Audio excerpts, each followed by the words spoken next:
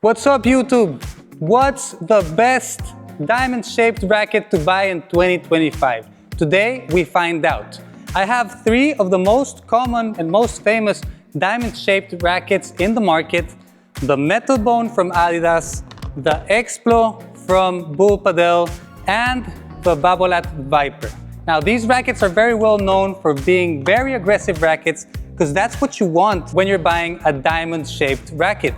So I'm gonna be testing them and letting you know which one is best. Let's get into it. Let's start with the Babolat Viper. This is the racket that LeBron uses. So let's see how my víboras, my smashes, and my volleys go.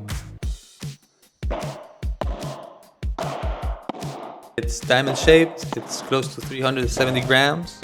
It is head heavy, it is 3K carbon, and then the rest is a bunch of marketing buzzwords which I'm not gonna go into.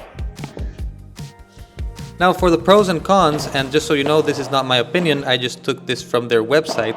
The pros are that it has exceptional power output, high spin potential with textured face, excellent stability, personalized comfort, and it was designed with Juan LeBron.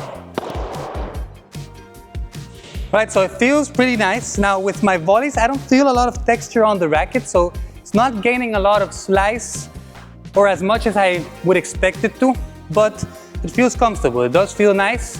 I have a little bit of a hard time hitting in the sweet spot, as you can see. So let's play a little bit more with it and see how it goes. For the cons, we have that it's not suitable for beginners. It is less arm friendly due to stiffness and weight, and I did think that it was a pretty stiff racket.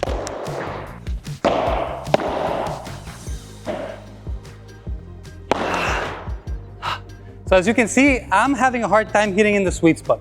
This one, I really don't like that much.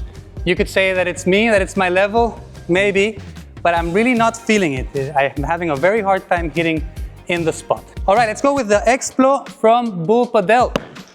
Feels pretty stiff at the beginning, so let's see how it goes. For this Bullpadel, the key specifications are that the weight is close to 360, the shape is geometric, balance is high, and it's a 38mm profile. Well, the volleys feel pretty good. It's a lot lighter than the other one, or at least it feels that way. Maybe it's the weight distribution. I feel that there's a lot of weight on the grip, and it gives me a lot of control. I've heard that the sweet spot of this racket is very small. Hasn't been the case in these 5 minutes. Now, if you look into the website, it says that the XPLO is for people that are looking to play with more power. That's me. I can't blame the racket for that. That's me. Yeah, with the volleys are feeling good. Volleys are feeling amazing.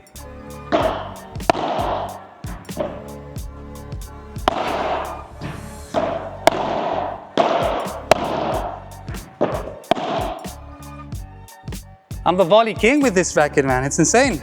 Now with the overheads, I'm not as comfortable, but with the volleys, man, it's insane.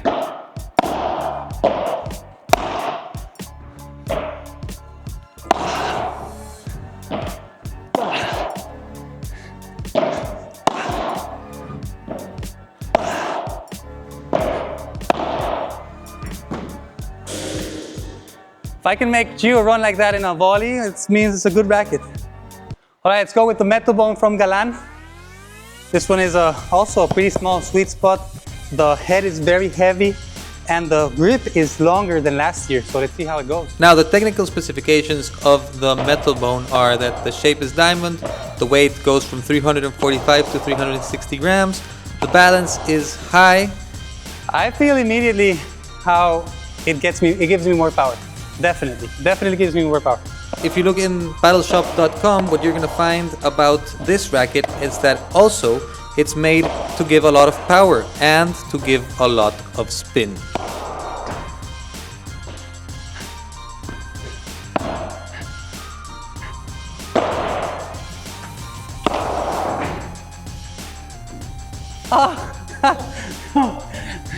Well, with the volleys, I felt more comfortable with the XPLO. I can't, there's no doubt about it.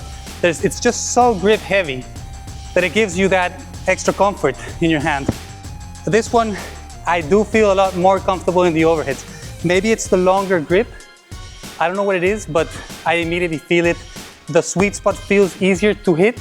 Maybe it's me, but I really feel a difference in how big the sweet spot of this one is. Now the pros say that it's customizable weight and balance, which is true. It has some weights on the sides, which make it a very nice racket. Now it's extremely powerful and responsive, high level spin potential, great touch for a power racket, and it is endorsed by Ale Galan himself. Now the cons, as usual, it might be too demanding for beginners, and it requires fine tuning for optimal performance. I think as a conclusion, Viper is not my racket. I didn't feel comfortable almost at all. With most of these rackets, it's not in the volleys, it's mostly in the overheads where you feel the difference. With the Viper, I didn't feel it at all. Very difficult racket to use, and I've heard that before. You know, the volleys, the overheads, the sweet spot, it's complicated. It's a difficult racket. XPLO, I did feel it in the volleys, but then in the overheads when I wanted to hit with more power, since the racket is not heavy in the head, I had to put that power myself, and I'm not really that much of a smasher. I don't have that much power myself, so then I make more mistakes. With this one, it brings that extra layer of weight in the head, and yeah, I wasn't even having to put that much power in it, and that's why I was being able to hit more comfortable. Now thank you everybody for watching. Don't forget to subscribe, like, leave a comment, and if you want to watch Gio playing a final of the P500, one of the highest levels here in the Netherlands, you can watch it right here.